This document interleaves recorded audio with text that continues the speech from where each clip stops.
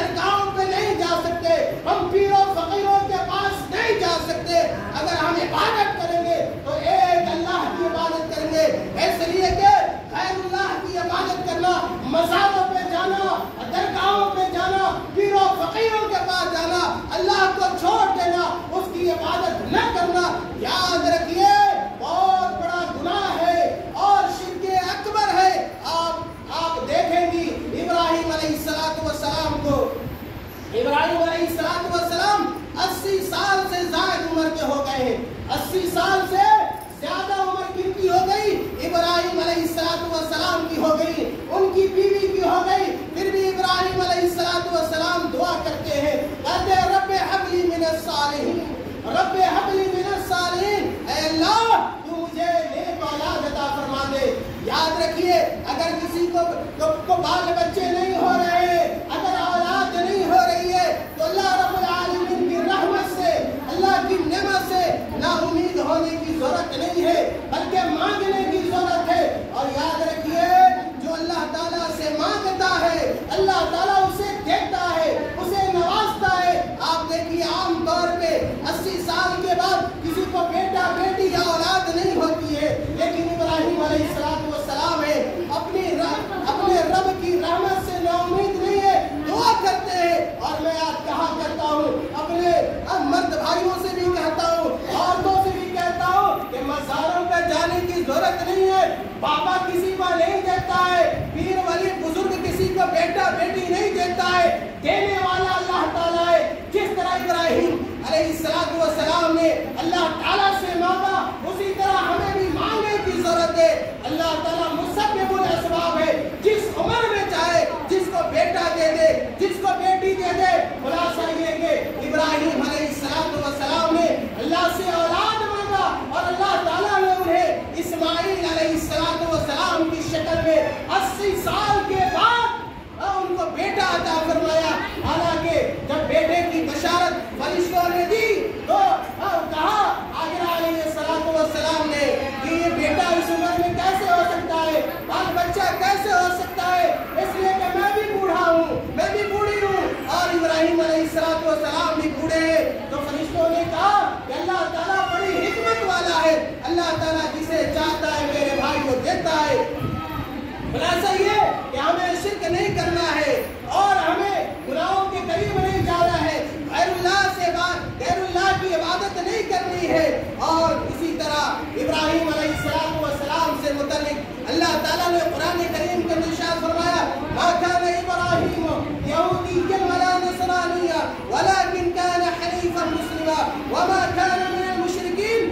ابراہیم علیہ السلام یہودی نہیں تھے، نصرانی نہیں تھے، بلکہ 100 مسلمان تھے۔ وما كان من المشرکین، اور ابراہیم علیہ السلام مشرکوں میں سے نہیں تھے۔ اسی طرح ہمیں بھی شرک کا ارتکاب نہیں کرنا چاہیے۔ اب سنیے کہ عورتیں کس قدر صبر کرنے والی ہوتی ہیں، کس قدر سب سے کام لینے والی ہوتی ہیں۔ عورتوں کو پریشان نہیں ہونا چاہیے، عورتوں کو گھبرانا نہیں چاہیے۔ اگر مصیبت آتی ہے، اگر پریشانی آتی ہے، عورتوں کو صبر سے کام لینا چاہیے اور سب سے کام لینا چاہیے۔ آپ دیکھیں حاجرہ علیہ السلام جو ابراہیم علیہ السلام کی بیوی تھی، جب ابراہیم علیہ السلام اپنے اللہ کے حکم سے جب اپنے بال بچوں کو خانہ کعبہ کے پاس لے کر چلے گئے، اور یہ اس وقت کی بات ہے جب خانہ کعبہ کے علاوہ وہاں پہ کوئی چیز موجود نہیں تھی، نہ کوئی دوسرا مرد تھا، نہ کوئی دوسری عورت تھی، اور نہ کوئی اور چیز تھی۔ تنہا لے جا کر ابراہیم علیہ السلام نے اپنے چھوٹے سے خاندان کو، چھوٹے سے قبیلے کو مکہ کے پاس چھوڑا ہے۔ اس کے بعد کہا ابراہیم علیہ السلام نے ربنا انی اسکنت من ذریتی بواد غیر ذی زرع عند بیتک المحرم ربنا لیقیموا الصلاة فاجعل افئدة من الناس تهوی الیہم وارزقهم من الثمرات لعلهم یشکرون۔ اللہ تعالیٰ ابراہیم علیہ السلام جب خانہ کعبہ کے پاس اپنے بال بچوں کو لے جا کر چھوڑ آئے، اس کے بعد کیا دعا کرتے ہیں ابراہیم علیہ السلام؟ پتا چلا کہ ہم والدین کو، ماں اور باپ کو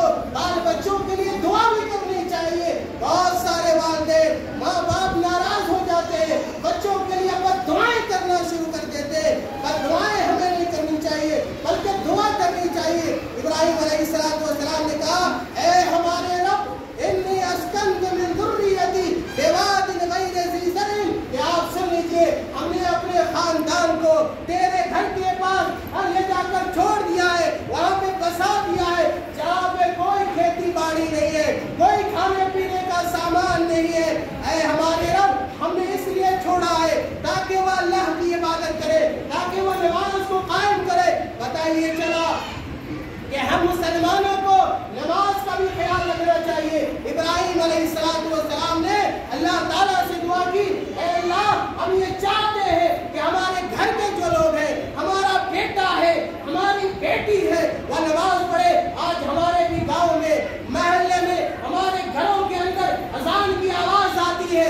हम मस्जिद के पड़ोस में रहने वाले हैं, मस्जिद के गिर्द में हमारा घर होता है, हम बेनमाजी होते हैं, हम खुद नमाज नहीं पढ़ते, हमारे बच्चे भी नमाज नहीं पढ़ते, हमारे जो मर्द हजरात होते वो भी नमाज नहीं पढ़ते, और बेनमाजी की जिंदगी मेरे भाइयों हम गुजारते हैं। हालांकि अल्लाह के नबी सल्लल्लाहु अलैहि वसल्लम ने कहा, अल-अहदुल्लज़ी बैनना व बैनहुम तर्कुस सलाह, कि हमारे दरमियान और काफिरों के माबैन जो चीज फर्क करने वाली है वह नमाज का पढ़ना है। मेरे भाइयों, इब्राहिम अलैहिस्सलाम कहते हैं, रब्बना लियुकीमुस सलाह, ऐ हमारे रब, हमने अपने खानदान के लोगों को यहाँ पे इसलिए रखा है ताकि वह नमाज कायम करे।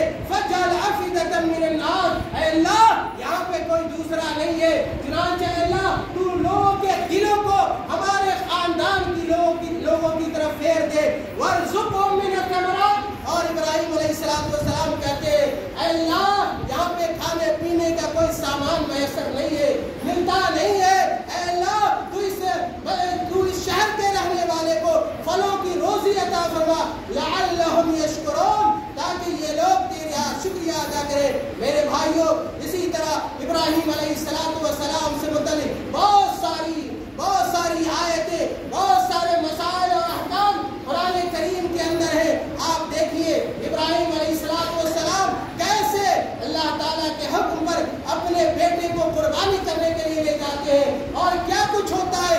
अल्लाह ताला ने पूरे माजरे को, पूरे वाक़े को कुरान करीम के अंदर बयान किया है। अल्लाह ताला ने जब इब्राहिम अलैहिस्सलाम को दिखलाया, इब्राहिम अलैहिस्सलाम ने ख्वाब में देखा, ख्वाब में कि हम अपने बेटे को कुर्बान कर रहे हैं। और आपको जानना चाहिए कि नबियों का ख्वाब सच्चा होता है, नबियों का ख्वाब सच्चा होता है, जो देखते हैं वो करना होता है। इब्राहिम अलैहिस्सलाम ख्वाब में देखते हैं कि मैं अपने बेटे इस्माइल को ज़बह कर रहा हूँ, उसकी गर्दन के ऊपर छुरी चढ़ा रहा हूँ, और सुबह में अपने इस ख्वाब को अपने बेटे को सुनाते हैं। और अल्लाह ताला ने उसको कुरान करीम के अंदर जिक्र किया, इज़ क़ाल लिअबीहि या अबती लिमा तअबुदु मा ला यस्मउ व ला युबसिरु व ला युग़नी अन्का शैया।